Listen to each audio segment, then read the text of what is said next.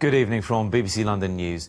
The £6 billion Channel Tunnel rail link will be open in exactly a year's time. Services from London to mainland Europe will switch from Waterloo Station to St Pancras. From there, Eurostar services will run at new speeds of almost 200 miles per hour, slashing valuable time off the average journey. Our transport correspondent Andrew Winstanley has more. An attempt to reinvent how we feel about train travel. Paris in 2.25 hours at 186 miles an hour. The high-speed line is transforming huge areas of the country. It even helped us win the Olympics. The cell today, a new name, High Speed 1, and a date for opening, a year's time. Today represents a fundamental evolution in the way we'll be talking about the Channel Tunnel rail link to the most important person to this project, the passenger. To you, it'll mean 20 minutes plus shaved off all journey times, the possibility of getting to Paris before 9 a.m. Direct competition for the airlines, except Eurostar's going in hard on its greener image. Increasingly, people realise that we're much more environmentally friendly. We produce just 1/10 of the emissions per passenger actually carried compared with the airlines flying to Paris and Brussels. Also, High Speed 1 will be linking up to a growing fast rail network across Europe. It all means it's more likely the UK could build more too. And when St Pancras opens in a year's time, it isn't just being sold as a destination to catch Eurostars. They're also hoping to get people flocking here to shop, eat and drink. I think it's going to be one of those landmarks that force themselves into your consciousness with a huge amount of affection. Meet me at St Pancras will become Meet me at St P. Cement will be replaced by cocktails, the hammers by haute cuisine. But you will pay a bit more for all this, with fares likely to creep up, especially for business travellers.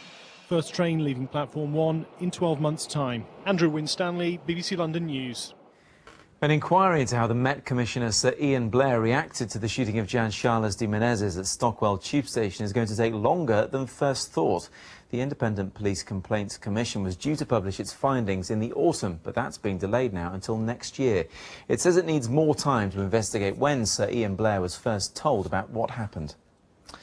The mayor has come in for more criticism about his trip to Latin America. He cancelled plans to go to Venezuela after President Hugo Chavez said he was too busy to meet him. Instead, Ken Livingstone ended up spending 5 days in the Cuban capital Havana, where he said he had important business. Today, he defended his foreign excursions. In the 6 years I've been mayor, 6.5 years I've been mayor, an average of 2.5% of my time abroad. Now, 18 days has been in the United States and 14 days have been in France. About 6 days in Singapore, which is wholly related to the Olympics, and 5 days in Greece that was wholly related to the Olympics. I suspect I am the least travelled of all the mayors of the great world cities. The desire for the whitest smile has fueled one of the biggest growth areas in the economy. But up until now, general dentists have been able to perform cosmetic work without being registered with a professional body or having any specialist qualifications, sometimes with disastrous results. Well, now that's about to change, as Sarah Harris has been finding out. Londoner Trish is in her 50s and has never had cosmetic dental work done before. But she's one of an increasing number of people who've decided to spend thousands of pounds on their smile. She's at the Welbeck Dental Clinic having an invisible brace fitted. Well, I work for lawyers within my job, which involves a lot of client contact. So I have to go down and meet them and, see them in seminar and conferences. And my teeth is part of feeling good about myself. We spent £280 million on cosmetic dentistry last year. That was 25% up on the year before. And a quarter of the population admit to having some kind of cosmetic dental work. And yet there's no specific accreditation for the practice. But that's all about to change. Dozens of cases have been reported where it's cost thousands of pounds to fix shoddy cosmetic work on teeth. And now an accreditation system is being introduced, like the one in operation in the United States. At the moment we have 93% of British dentists offering cosmetic dentistry, but 3/4 of those lack what the British Academy would consider core skills. Trish's dentist intends to take the cosmetic dentistry qualifications and become an official member of the academy. For many London dentists, it's not just an ethical choice, but a financial one as well. Sarah Harris, BBC London News. The pop star Michael Jackson took a break from rehearsals for the World Music Awards to drop into the office of Guinness World Records today. He visited the building in northwest London to receive certificates for 8 accolades, including most successful entertainer of all time.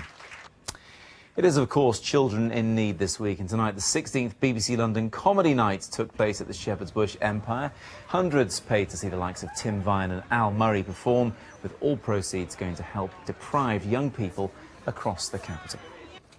Now let's check on the weather with Peter Cockcroft. Thanks very much. The mild weather is going to stay with us for a few more days. Mild overnight tonight, mild again tomorrow. Might be a bit of rain in the morning, but by the afternoon the southerly breeze could be tearing a few holes in the cloud sheet.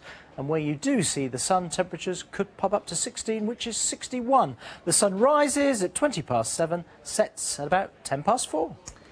To see any of today's stories again, including more on the fallout after the mayor's trip to Cuba, you can do so by visiting our website.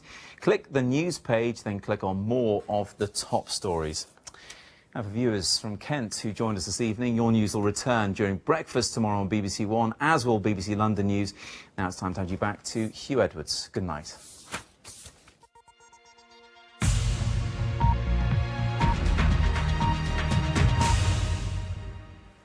Tonight's main news, there's a big police operation in Baghdad to free dozens of people abducted by armed attackers earlier today.